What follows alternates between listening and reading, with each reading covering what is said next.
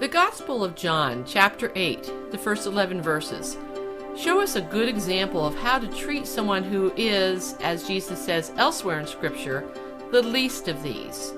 In Matthew 25, Jesus says the least of these, how we treat them is how we treat Jesus. And the least of these is anybody who we tend to mistreat, isn't it? Well, in John chapter 8, the recipient of Christ's compassion is considered unworthy of life itself. She's the woman who is caught in adultery and they want to stone her for her crime, for her sin. This woman was a sinner and deserved punishment. In this story, we see that she was a single person facing a whole condemning crowd alone, and Jesus comes to her rescue. Think about what it means to be alone in a crowd, a condemning crowd. How much more of a least one could anyone be? Have you ever felt alone and insignificant? Perhaps you faced a condemning crowd.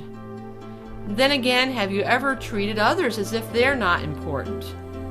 Yes, none of us can cast the first stone, can we? There are many in the church who feel forgotten and neglected. And of course, many outside the church as well. We all know some of them. Their loneliness is usually hidden from us, and if we're busy with important responsibilities, seeking them out and giving them attention feels too overwhelming, doesn't it? Their needs become too insignificant to warrant the expense of our time, or the development of church resources, and the sacrifice of our own personal comfort to reach out to them.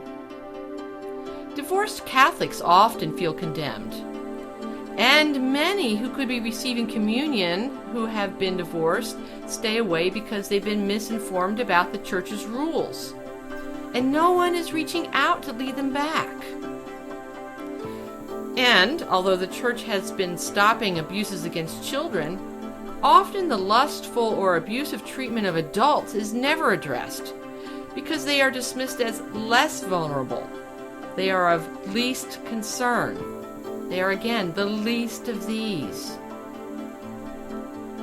And sometimes secular institutions are better at responding to the needs of the least of these than us Christians, huh? Identifying the least among us and reaching out to them is a good exercise for growing our faith and becoming more like Christ. So let me ask you these questions for personal reflection. Which persons are you neglecting because their situation makes you feel uncomfortable or inadequate?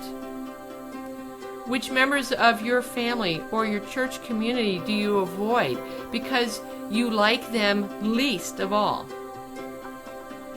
Begin today and this day forward to give them compassionate attention by praying for them, and while praying, discern if the Lord is inspiring you to do anything more.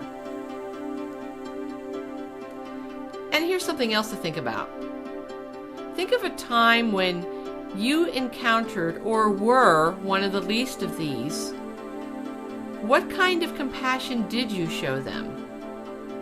Where was Jesus in that situation?